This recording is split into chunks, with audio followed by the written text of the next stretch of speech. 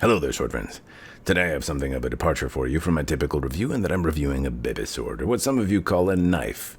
And this particular baby sword goes by the name the Cold Steel SRK. What does SRK mean anyway? Well, it could mean super Rexy knife, or sexy rucking knife, or sexy real knife, or squash repelling knife, or Sasquatch repelling knife, or squash rutabaga kaleidoscope. It could mean nothing. It could just mean SRK, but honestly, I don't know. I don't know if anyone knows. The real meaning has been lost to time, and that's not just because I don't know if kaleidoscope starts with a K. But while the SRK goes by no other name, this does go by many iterations, and it's had many faces over its tenure. This particular iteration, as I understand it, is the 4th iteration, and it's now on the 5th, which means that you can't get this one, neener, unless you go on Amazon or search for it or do. Really, it's not that hard. The point is that this particular knife is the SRK SanMai VG1. And what does that mean? Well, as I understand, again, it is the 4th iteration. Now they have VG10 steel, and while it looks the same, there are different iterations that are less expensive, may not have fancy lamination techniques wherein they combine multiple types of steels.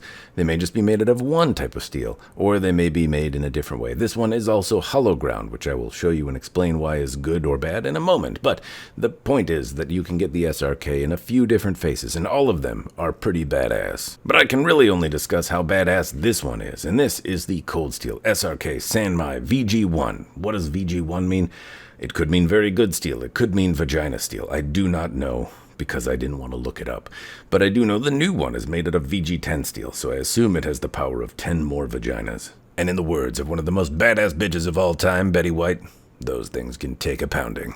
But regardless of who or what vaginas it may be made from, the SRK is a SanMai in this particular case, and that means it's made of 3 different kinds of steels. Now, frankly, I'm getting a little lost on my sex puns here, but the point is that SanMai is like a sandwich of steel. You have one steel on the outside and one on the inside, making whatever's on the inside the meat, I guess. Anyway, that's not the point. It does show in this particular knife. You can see the SanMai lamination running along the knife's edge or along the edge, and it gives a little bit of room for sharpening and aging of the knife. You can also see it run along the center of the billet. You can see it run up the center to where the edge is, and then you can see that transition or that slight lamination line running along the spine of the knife. And it's one of the facets of this knife that I find very, very cool and alluring and pretty. Other than its imposing, cool-looking stature and size and shape, it's got this neat little line on it, and it's really, really cool.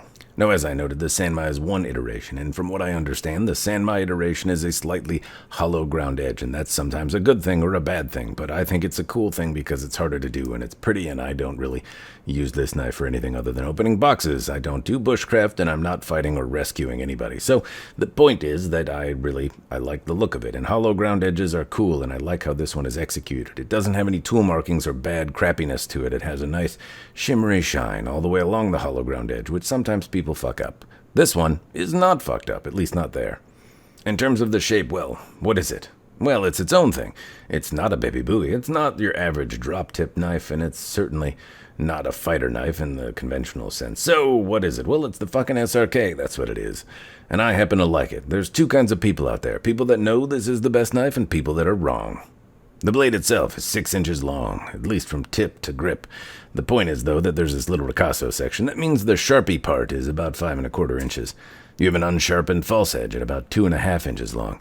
Mine came with some sort of scuffy guffiness on the back, and I don't know if it was from the previous owner, given that I bought this second hand, or if it was a factory second or some other thing. But either way, it has a little bit of character, and it makes me less afraid to actually use the knife, even though I don't, because it's too cool. On either side of the ricasso, you can make out the Cold Steel on one side, Japan, because America, and also SRK on the other, and Vagina 1 SanMai.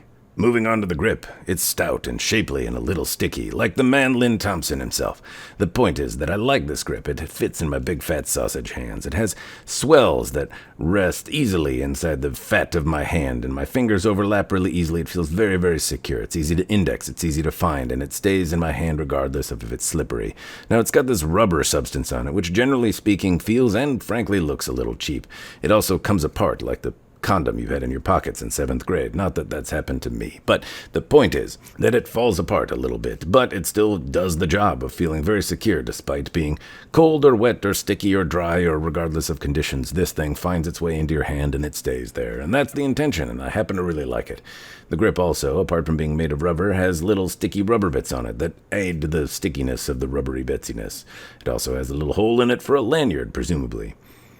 The sheath is a Kydex sheath, and it's not Kydex, it's Securex, because Cold Steel does their own fucking thing. And probably, I don't know. But regardless, I like the way it looks. It has somewhat of a tactical kind of look, which doesn't really go very well with my attire, but it nevertheless holds the knife very securely. It has a locking mechanism that's easy to release, but not so easy that it falls out at any point. It also has these little tactical straps on the side where if you're a cooler man, then, well, chances are if you need some sort of tactical aspect of this knife, you shouldn't be listening to me drone on about it. You should be listening to somebody more competent. But I can tell you I like the little strap that goes around my belt so I don't have to take my pants off in order to put the knife on me, or off. So I like the strap, I like the belt, I like the little button, I like the Velcro.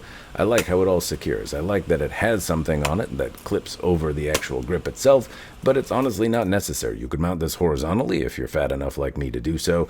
You can do whatever you want. Anyway, I really like the actual securing system on the knife. It does the job that it's supposed to do, even though it's a little tactical for me. Now, in terms of usage, I've used this knife somewhat because it's fun and it's cool, and I've explained that already if you were listening. But the point is that I don't have a lot of footage to show of me actually using it. Now, I wore it around a little bit, and it fits on the belt, as I noted very easily, and I don't notice that it's there, and it's quite comfortable. I also tried stabbing some water bottles and pool noodles, and it did the job, but it's on the small side. It's actually quite a large knife, in fact, more large than I would want to carry around in the typical sense, but it's also not so big. I wouldn't want to whittle with it, but I could certainly, well, basically, it's a very good size, one that you could get used to, but a little big.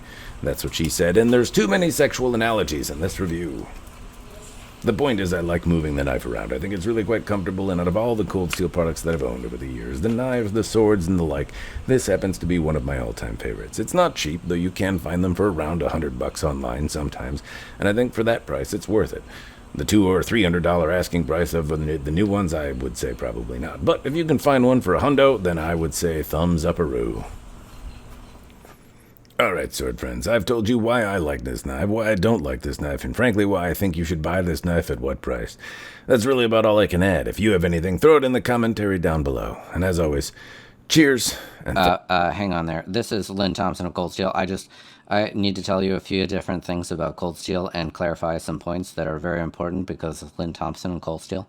Damn it, Lynn, I was signing off. What do you want to say? Listen, I need everyone to know that I have spent millions of hours and dollars and lives making the SRK Cold Steel knife be the best knife of all time, except for other Cold Steel products. And if you disagree, then I'm going to sue you. And I'm Lynn Thompson, and I'm pretty much right about everything. I live my life as a warrior, and I do lots of somersaults and backflips every day. And I have stabbed lots of things with knives, and all of them have been very impressed with Cold Steel knives. Was there a particular point about the review you disagreed with? I disagreed with any part that was negative, mostly. You said that the sex things, I don't appreciate that. I am a, no, just don't say those kind of nasty things. You're a nasty man, and I'm going to sue you. Also, I just want to tell you a little bit that Cold Steel knives are the best knives. Yours is scratched because you're dumb, probably. Also, the handle is rubbery, but it's not condom rubber. That's latex. You're a stupid person. And also, I just want to tell you some more things, that the SRK is a search and rescue knife. It doesn't have any dirty words in it, and you're, again, a poopy. You're a poopy person, and I don't like you very much. But the good parts are right? Yes, you were actually emphatically correct about the good parts. Cold Steel knives, as I've mentioned, I've spent millions, billions of dollars in lives, and I've done lots of backflips to tell you that Cold Steel knives are pretty much the best knives, and you were right. This knife is great, and basically it's the best knife, and anyone that disagrees, I'm going to sue them, but also they're wrong, and also maybe they just own other Cold Steel products because it's the best. Also, they would be right, too. So you just want to chime in and say that I'm wrong, except for the parts that are good. That's correct. All right, well, fantastic, Lynn Thompson. I appreciate it. Yeah, actually, hang on, just one more thing there. I just want to point out that Yes, I've done lots of backflips and millions of studies, and I've made lots of knives. And you got to get a bigger knife, and more. The SRK is a big knife, and yours is not big enough because you're. But the SRK is really good, and so I wanna say Lynn Thompson a couple times. You know, Lynn Thompson, I'm the best. Lynn Thompson, 2024. Or I'm sorry, I lost my train of thought. Lynn, maybe I can pick it up for you. Your knives are not the best except for the ones that you make for me. I'm Steven Seagal, and I just want to point out a couple things that the SRK's, while it's a fantastic knife, it's not really the best knife, and I'm sorry, I also lost my train of thought. What were we talking about again? Jesus, guys, why are you both here? Why is it that whenever I say Cold Steel, Lynn Thompson and Steven Seagal suddenly appear? Listen here, I'm going to make an executive decision and give some collateral damage while this is under siege. I don't think you have the balls. Is that some kind of inside joke? Steven Seagal knows all. Eat a dick, muchacho. Well, I can't agree with my partner and confidant's opinion and word and choices. We do agree that the SRK is the best knife of all time, and so that is really where I think things should end. Wouldn't you agree? Can we stop talking? Actually, before you go, and since I have you both here, Lynn Thompson, who would win in a fight, bare-knuckle boxing match between you and Steven Seagal? Well, Steven Seagal is a virile and worthy opponent, but as I, Lynn Thompson, have spent hundreds of thousands, if not millions, of hours training every day. Every day I spend at least 1 million hours doing backflips with knives, and so I'm pretty sure that would translate to a bare-knuckle boxing, and I would defend myself virally against Steven Seagal, and I would pretty much, I would make him my bitch. That's what I'm saying. Lynn Thompson would make Steven Seagal his bitch. Is that what you think, Lynn? You know, that's what I think, Steven. Well, let's hash it out. My place, noon. We can engage in this battle of fisticuffs in my 22-acre California ranch where I do my Ninja Warrior training and backflips every day. How would you like that, Steven? Yes, Lynn. I accept your challenge to do backflips and fisticuffs. One day, when this Yahoo on the internet has the technology to sketch that out and make it happen, it'll totally be a real thing. Until then, we'll just say I win. No, we'll say I win. But no, I win. No, Lynn Thompson. Steven Seagal. Lynn Thompson? Steven Seagal. Everybody knows it will be Lynn Thompson.